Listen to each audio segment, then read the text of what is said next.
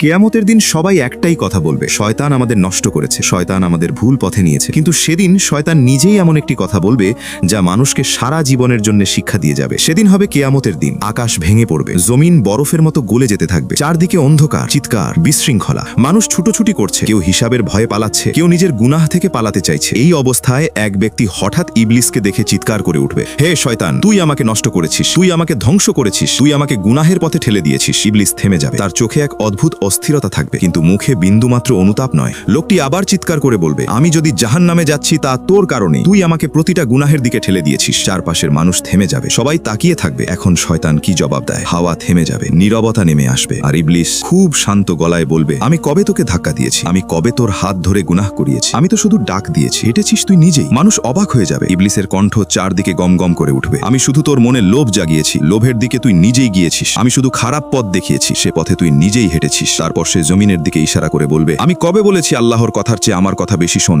লোকটার মুখ সাদা হয়ে যাবে, তার রূহ কেঁপে উঠবে। তখন শয়তান গর্জে উঠবে, আল্লাহ যখন নিষেধ করেছিলেন খারাপের দিকে যেও না, আর আমি ডাক দিয়েছি বলে তুই আমাকে বেছে নিয়েছিস, তাহলে এখন আমাকে দোষ দিচ্ছিস কেন? নীরবতা আরো গভীর হবে, মানুষ একে অন্যের দিকে তাকাবে। ইবলিস তার শেষ কথা বলবে, আমি তো হিসাব লিখিনি, আমি তোর পা চালাইনি, আমি তোর হাত দিয়ে কোনো গুনাহ করাইনি, গুনাহ তুই নিজেই করেছিস, তোর নফসের কারণে সিদ্ধান্ত ছিল তোরই। লোকটা হাঁটু গেড়ে বসে পড়বে, তার মুখ লজ্জা আর ভয়ে ভরে যাবে। হালকা একটা হাসি দিয়ে ইবলিস বলবে, আল্লাহ তোকে বুদ্ধি দিয়েছিলেন, ইলম দিয়েছিলেন, যাতে তুই গুনাহ থেকে বাঁচতে পারিস। তুই কি শুনিসনি? আমি আল্লাহকে বলেছিলাম আমি তার সত্যিকারের নেক বান্দাদের পথভ্রষ্ট করতে পারবো না। যদি তুই পথভ্রষ্ট হয়ে থাকিস তাহলে ভেবে দেখ তুই কোন পথে ছিলি। তারপর এক কঠিন সত্য সবার সামনে খুলে যাবে, দায়িত্ব সব সময় নিজের আমলেরই। কিয়ামতের দিন না শয়তান কারো বোঝা নেবে, না দুনিয়া, না সেই মানুষগুলো যাদের জন্য দুনিয়াতে তুমি আল্লাহকে ভুলে গিয়েছিলে। প্রত্যেক মানুষ নিজের আমল নিয়েই দাঁড়াবে। গুনাহের অজুহাত শয়তান নয়, গুনাহের সিদ্ধান্ত মানুষ নিজেই নেয়।